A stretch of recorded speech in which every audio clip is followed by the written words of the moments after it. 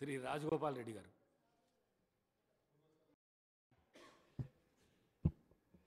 తెలంగాణ రాష్ట్ర శాసనసభకు జరిగిన మూడవసారి జరిగిన ఎన్నికల్లో మీరు స్పీకర్గా ఎన్నిక కావడము చాలా సంతోషకరమైన విషయం అధ్యక్ష.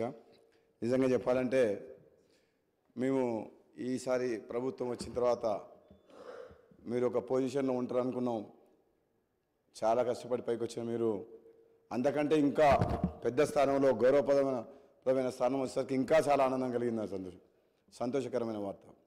మేమందరం అనుకునేది మా మధ్యన ఉండి స్నేహితుల్లాగా చాలా దగ్గరగా ఉన్న మీరు స్పీకర్ అధ్యక్ష స్థానంలో కూర్చుంటే చాలా సంతోషంగా అనిపిస్తుంది అధ్యక్ష.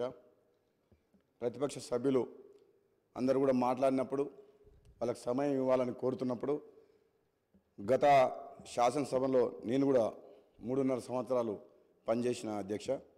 అప్పుడు సభ్యుల సంఖ్య ప్రమాణంగా తీసుకొని నిమిషానికి లెక్క పెట్టుకుంటూ మాటకు అడుగడుగున మాకు అడ్డంకులు ఉండేది అధ్యక్ష. కానీ అలా చేయమని నేను ఇప్పుడు చెప్పట్లేదు అధ్యక్ష. సంఖ్యాపరంగా కాకుండా ప్రజా సమస్యల మీద మాట్లాడేటప్పుడు ప్రతిపక్ష సభ్యులకు తగిన సమయం ఇవ్వాలని, అధికారపక్షమైన ప్రతిపక్షమైన ఈ తెలంగాణ రాష్ట్ర ప్రజలు ఎన్నో ఆశలతో తెలంగాణ రాష్ట్రం సాధించుకున్నారు కాబట్టి ఈ ప్రజాస్వామ్యాన్ని కాపాడే విధంగా ప్రశ్నించే గొంతుగా ప్రజల పక్షాన ప్రజాప్రతినిధులుగా ఎన్నికై ఈ సభకు వచ్చిన ప్రతి ఒక్కరికి కూడా వాళ్ళ సమస్యలు కానీ వాళ్ళ నియోజకవర్గ సమస్యలు కానీ తెలంగాణ రాష్ట్రంలో ఎన్నో ఆశలతో పెట్టుకున్న ప్రజల సమస్యలు కానీ మాట్లాడే అవకాశం మీరందరికీ కూడా కల్పిస్తారని చెప్పి కోరుకుంటూ, ఒక విధంగా చెప్పాలంటే గతంలో జరిగిన చేదు అనుభవాలను నేను చెప్పదలుచుకోలేదు. కానీ సభ్యులందరికీ కూడా అధికార పక్ష సభ్యుల పార్టీ తరఫున మేము మాటిస్తున్నాం.